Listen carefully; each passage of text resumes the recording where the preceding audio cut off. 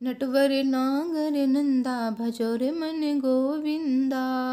नटवर नागर नंदा भजो रे मन गोविंदा। जय श्री राधे कृष्णा जी। नमस्कार दोस्तों, आप सभी का आपके अपने यूट्यूब चैनल आसान राह में हार्दिक स्वागत है। दोस्तों, मार्गशीर्ष मास में भगवान श्री कृष्ण की कथाओं का श्रवण करना चाहिए। बहुत ही ज़्यादा पुण्य फल की प्राप्ति होती है। तो आज की कहानी है भगवान श्री कृष्ण और गाय की कहानी। भगवान श्री कृष्ण और गाय में क्या संबंध है, क्या कनेक्शन है, बहुत ही ज़्यादा सुंदर कथा है। तो चलिए कथा शुरू करते हैं। इससे पहले आपसे एक अनुरोध है, अगर अभी तक आपने मेरे चैनल को सब्सक्राइब नहीं किया है तो प्लीज़ सब्सक्राइब कर लीजिए। सब्सक्राइब के बाद ऑल पे ज़रूर क्लिक करें ताकि आपको मेरे आने वाली हर रोज़ की वीडियो का नोटिफिकेशन मिल सके और आप मेरी हर रोज़ की वीडियो देख सकें, भगवान कृष्ण की कहानियाँ सुन सकें। और वीडियो को लाइक भी कर दीजिए। साथ ही इस वीडियो को शेयर भी कर सकते हैं अपनी फैमिली एंड फ्रेंड्स के साथ। और कमेंट बॉक्स में जय श्री राधे कृष्ण जी अवश्य लिख दीजिए। भगवान कृष्ण जी आप सभी पर अपनी कृपा दृष्टि हमेशा बनाए रखेंगे।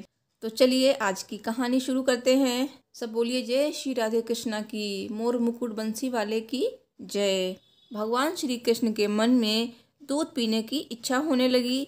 तब भगवान ने अपने वाम भाग से लीला पूर्वक सुरभि गौ को प्रकट किया। उसके साथ बछड़ा भी था जिसका नाम मनोरथ था। उस सावस्ता गौ को सामने देख श्री कृष्ण जी के पार्षद सुदामा जी ने एक रत्नमय पात्र में उसका दूध दूहा और उस सुरभि के दूहे गए स्वादिष्ट दूध को स्वयं भगवान श्री कृष्ण जी ने पिया। मृत्यु तथा बुढ़ापा हरने वाला वो दुग्ध अमृत से भी बढ़कर था। सहसा दूध का वो पात्र हाथ से छूटकर गिर पड़ा और पृथ्वी पर सारा दूध फैल गया। उस दूध से वहाँ एक सरोवर बन गया जो गोलोक में क्षीर सरोवर के नाम से प्रसिद्ध हुआ। गोपिकाओं और श्री राधा रानी के लिए वो क्रीड़ा सरोवर बन गया। उस क्रीड़ा सरोवर के घाट दिव्य रत्नों द्वारा निर्मित थे। भगवान की इच्छा से उसी समय असंख्य कामधेनु गौएं प्रकट हो गईं और जितनी वे गौएं थीं उतने ही बछड़े भी उस सुरभि गौ के रोमकूप से निकल आए। इस प्रकार उन सुरभि गौ से ही गौओं की सृष्टि मानी गई है। भगवान श्री कृष्ण संदीपनी मुनि के आश्रम में विद्याध्ययन के लिए गए। वहाँ उन्होंने गौ सेवा की। भगवान श्री कृष्ण को केवल गायों से ही नहीं अपितु गोरस, दूध, दही, मक्खन आदि से भी अद्भुत प्रेम था। श्री कृष्ण जी द्वारा 11 वर्ष की अवस्था में मुष्टिक, चारूढ़, कुबल्या, पीड़, हाथी और कंस का वध गोरस के अद्भुत चमत्कार के ही प्रमाण हैं। और इसी गोदुग्ध का पान कर भगवान श्री कृष्ण ने दिव्य गीता रूपी अमृत संसार को दिया। गौरक्षक भगवान श्री कृष्ण ने गौ माता की रक्षा के लिए क्या क्या नहीं किया। उन्हें दावानल से बचाया, इंद्र के कोप से गायों और ब्रजवासियों की रक्षा के लिए गिरिराज गोवर्धन को कनिष्ठिका उंगली पर उठाया।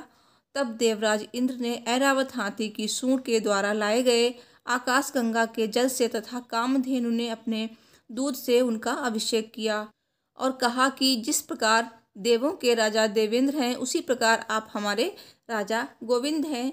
तभी से भगवान श्री कृष्ण को गोविंद कहा जाने लगा। भगवान श्री कृष्ण का बाल्य जीवन गौ सेवा में ही बीता, इसलिए उनका नाम गोपाल पड़ा।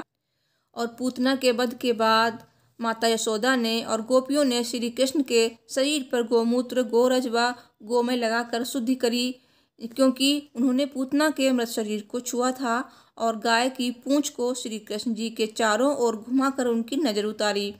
तीनों लोगों के कष्ट हरने वाले श्री कृष्ण भगवान के अनिष्ट हरण का काम गाय करती है। जब जब भगवान श्री कृष्ण पर कोई संकट आया, नंद बाबा और मैया यशोदा ब्राह्मणों को स्वर्ण वस्त्र तथा पुष्पमाला से सजी गायों का दान करते थे। यह है गौमाता की महिमा और श्री कृष्ण भगवान के जीवन में उनका महत्व। नंद बाबा के घर सैकड़ों ग्वाल बाल सेवक थे, पर श्री कृष्ण जी गायों को दूहने का काम भी स्वयं करना चाहते थे।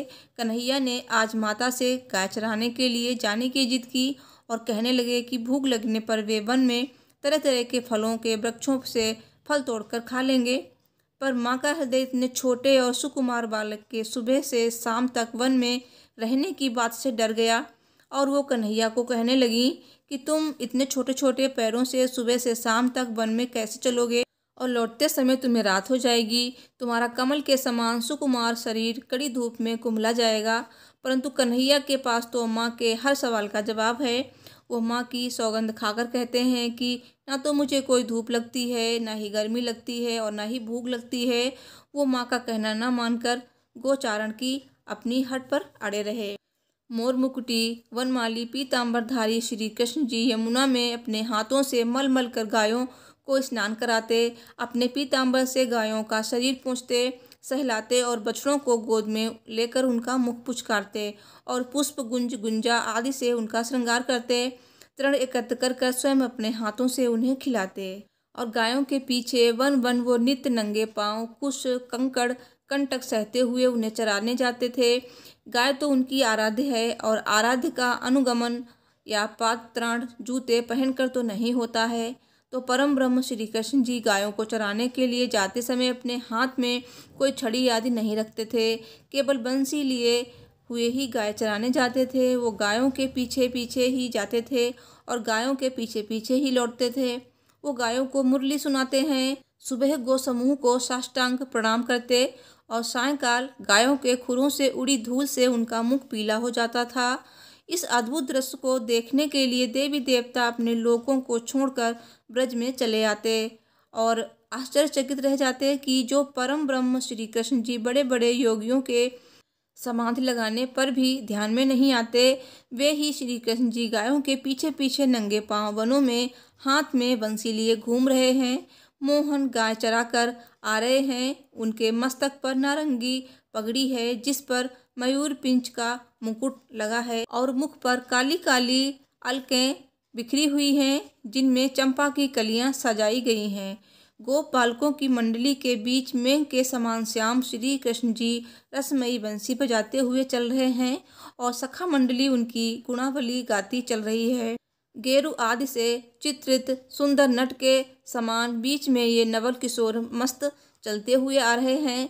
चलते समय उनकी कमर में करधनी की किंकड़ी और चरणों के नूपुरों के साथ गायों के गले में बंधी घंटियों की मधुर ध्वनि सब मिलकर कानों में मानो अमृत घोल रहे हैं। तो दोस्तों, ये है भगवान श्री कृष्ण और गायों का संबंध। बहुत ही ज़्यादा सुंदर कनेक्शन है। दोस्तों, मुझे उम्मीद है कि आपको मेरी ये वीडियो पसंद आई होगी, तो प्लीज़ वीडियो को लाइक ज़रूर करें, साथ ही शेयर करें और कमेंट बॉक्स में जय श्री राधे कृष्णा जी अवश्य लिखें। भगवान कृष्ण जी आपकी सभी मनोकामनाएं पूर्ण करेंगे। साथ ही चैनल को भी सब्सक्राइब कर लें और ऑल पर क्लिक करें ताकि आपको मासिक इस मास में सुनी जाने वाली मेरी हर वीडियो की नोटिफिकेशन आप तक पहुंच सके। तो मिलती हूँ नेक्स्ट वीडियो में। Thanks for watching. हर हर महादेव। जय श्री राधे कृष्णा जी।